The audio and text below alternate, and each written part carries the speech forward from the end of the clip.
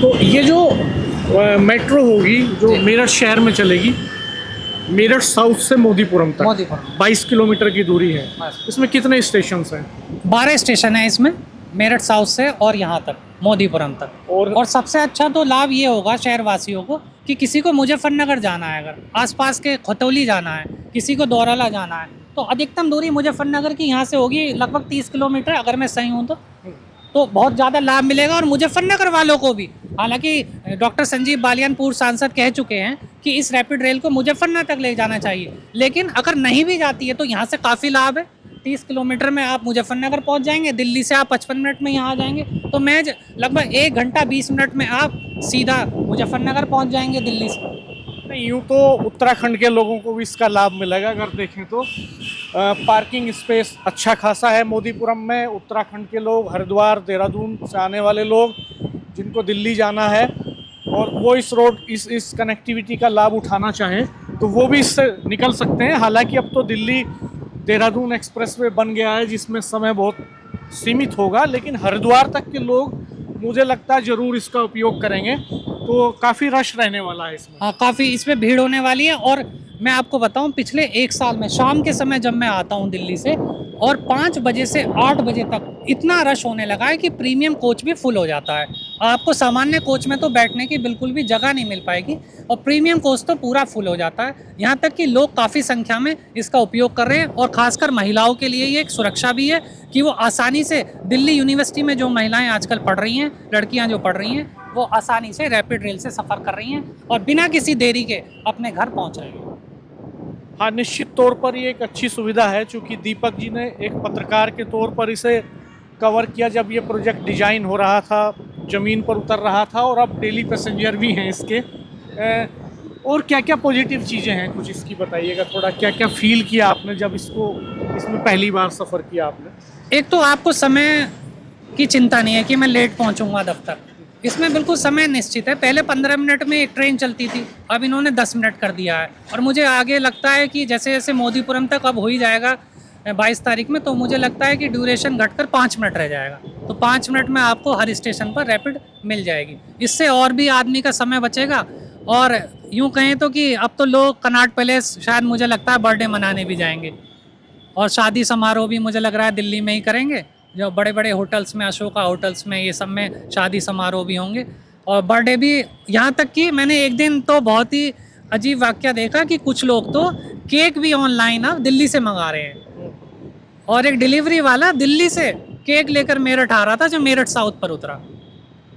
हाँ, तो ये बड़ा इकोनॉमिक बदलाव भी होगा, आर्थिक बदलाव भी होंगे इस पूरे इलाके में, चूँकि मार्केट, दिल्ली के मार्केट की एक्सेस ईजी हो जाएगी। बिल्कुल बिल्कुल। रियल एस्टेट में एक बूम आया रैपिड ट्रेन के आने के बाद, तो अभी इसके जो आर्थिक प्रभाव हैं वो देखने अभी बाकी हैं मेरठ को, चूँकि रियल एस्टेट में बूम के अलावा अब मार्केट पर क्या असर पड़ेगा ये देखने वाली बात होगी।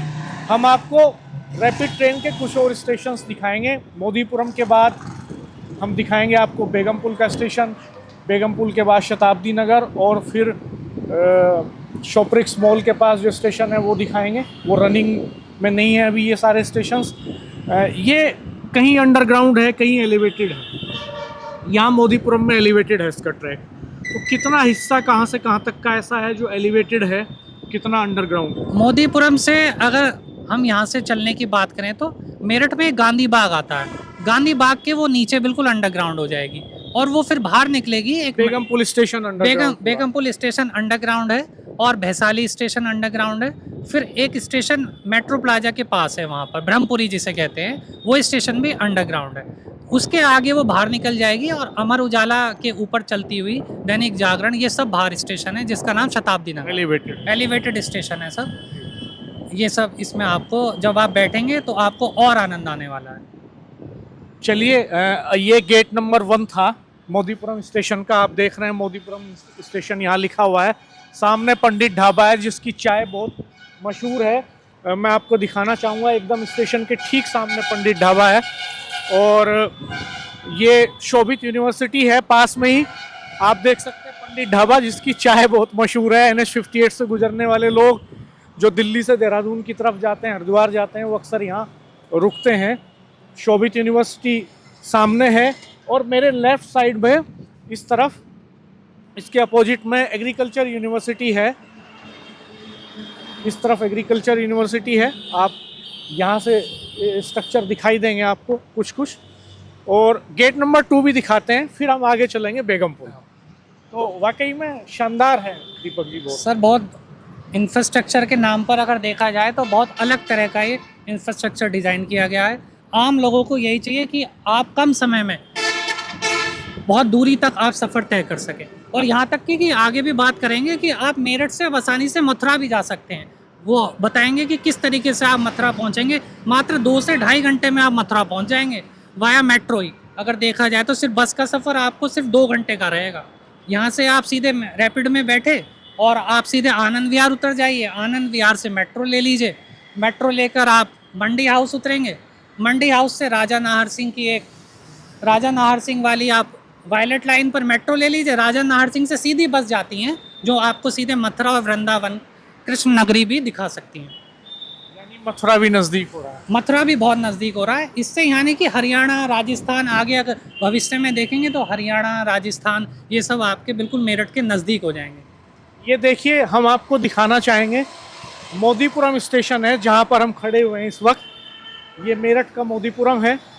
मोदीपुरम के बाद फिर Meerut north, Dorli, MES colony जो लेखा नगर में पड़ती है मेरठ में, बेगमपुल का स्टेशन, ये अंडरग्राउंड स्टेशन है MES कॉलोनी से। यहाँ से मोदीपुरम से MES तक ये एलिवेटेड ट्रैक है।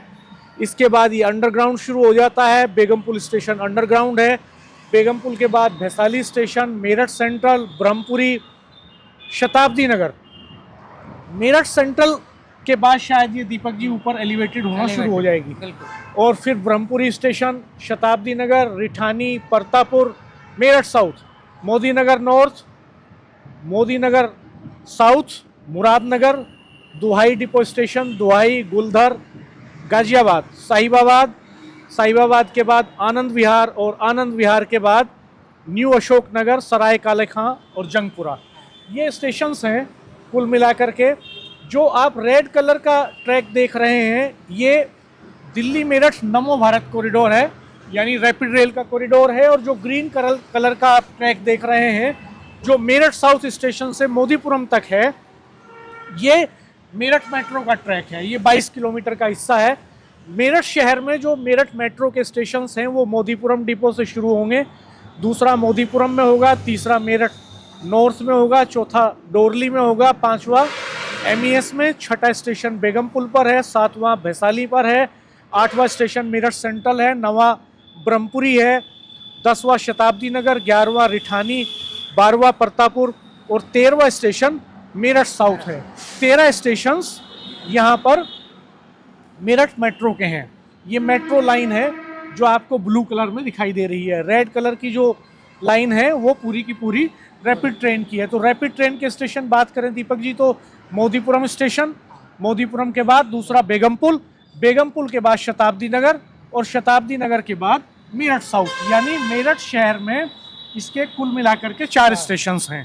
तो इस पर इन 4 स्टेशंस में मोदीपुरम में पार्किंग की फैसिलिटी है, बेगमपुल पर पार्किंग की फैसिलिटी नहीं है प्रॉपर, शताब्दी नगर में पार्किंग की फैसिलिटी है और मेरठ साउथ में पार्किंग की फैसिलिटी अवेलेबल है।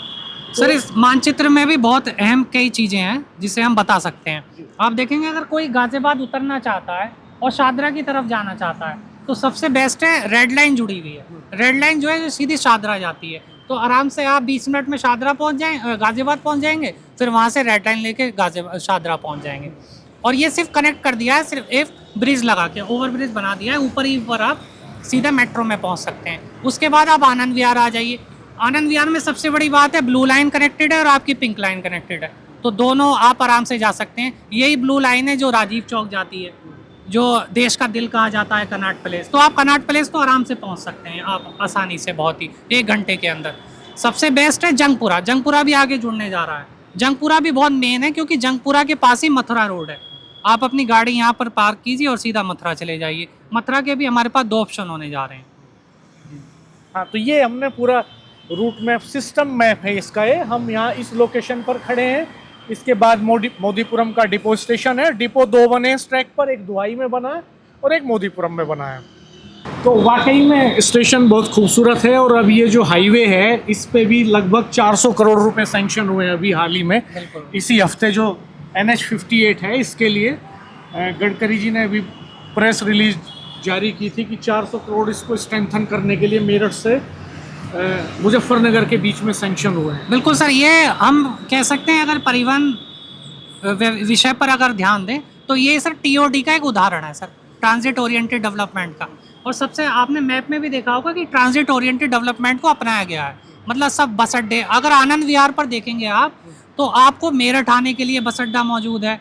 कहीं भी पूरे प्रदेश में जाना हो, लखनऊ और गोरखपुर, वाराणसी, वो बस अड्डा वहाँ पर मौजूद है। दिल्ली में कहीं जाना हो वो बस अड्डा वहाँ मौजूद है। आनंद विहार भारतीय रेल का स्टेशन वहाँ पर मौजूद है, रैपिड रेल का स्टेशन वहाँ मौजूद है। यही सर ट्रांजिट ओरिएंटेड डेवलपमेंट का उदाहरण है सबसे बड़ा। यानी यात्री को एक ट्रेन से उतरने के बाद दूसरा व्हीकल पकड़ने के लिए शहर के अंदर मूव नहीं करना पड़े, उसको एक ही लोकेशन से रैपिड ट्रेन मिले, वहीं से ट्रेन मिल जाए, वहीं से हवाई जहाज मिल जाए और वहीं से बसें मिल जाए। और मैं तो ये कहूँगा सर, पिछले दिनों वैशाली का जो बस अड्डा बाहर करने को लेकर बातें चल रही हैं, ये क्यों चल रही हैं सर? जनप्रतिनिधि इस पर ध्यान क्यों नहीं देते? एक तरफ तो उनकी सरकारें कहती हैं कि ट्रांजिट ओरिएंटेड डेवलपमेंट को अपनाना चाहिए, लेकिन वो वैशाली स्टेशन जो मेट्रो का स्टेशन है उस बस अड्डे को बाहर करना क्यों चाहते हैं? उसके पीछे क्या मंशा है? भाई कोई मेट्रो से पकड़ेगा तो हरिद्वार की बसें वो वैशाली बस अड्डे से ही ले, बहुत पुराना बस अड्डा है। कोई जाके लोहिया नगर थोड़ी पकड़ेगा बस, या मोदीपुरम पकड़ेगा। तो उस बस अड्डे को वहीं रखना चाहिए, वही ट्रांजिट ओरिएंटेड डेवलपमेंट होता है। ये हमारे सभी मेरठ के जनप्रतिनिधियों को अच्छी तरह समझ लेना चाहिए।